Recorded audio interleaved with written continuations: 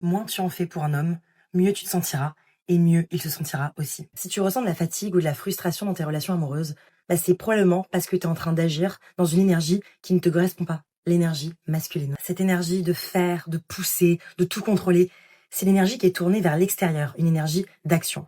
Ton pouvoir ne se trouve pas là. L'énergie féminine repose sur l'être, le ressenti, la réceptivité. Si aujourd'hui tu te sens vidé, c'est un signal qu'il est temps de ralentir, de te reconnecter à ton espace intérieur et d'entrer dans ton énergie féminine. Et là tu te demandes, mais comment faire ? Il y a une réalité qu'on ne peut pas nier, beaucoup de femmes se sentent vidées dans leur relation. Le problème, là, c'est l'explication qui est donnée. Faire d'une polarité masculin actif, féminin réceptif, une énergie qu'il faudrait habiter pour redevenir séduisante, c'est devenu ringard, y compris dans les milieux qui l'avaient mis à la mode. Parce qu'au fond, qu'est-ce qu'on vous demande là ? De mimer une façon de fonctionner qui n'est pas forcément la vôtre. Vous n'avez pas une énergie, vous avez des traits.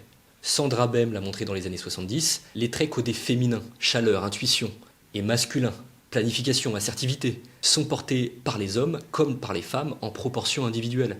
Et les personnes qui combinent ces deux registres s'en sortent en moyenne beaucoup mieux. Il y a quelque chose qu'il faut absolument intégrer, c'est qu'entre les hommes et les femmes, il y a bien plus de points communs que de différences. Beaucoup d'hommes sont plus chaleureux que beaucoup de femmes, et beaucoup de femmes sont plus assertifs que beaucoup d'hommes. Demander à une femme de se mettre dans son énergie féminine, c'est lui demander de mimer un fonctionnement qui n'est peut-être pas le sien, en la poussant à agir en contradiction avec ses traits de personnalité réels, ce qui indirectement encourage une forme d'inauthenticité. L'idéal, ce n'est pas de vous conformer à une énergie qu'on vous prescrit, c'est de connaître votre fonctionnement et de trouver un partenaire avec lequel ça matche. Et à ce moment-là, vous serez aligné avec qui vous êtes et ça se reflètera sur votre relation.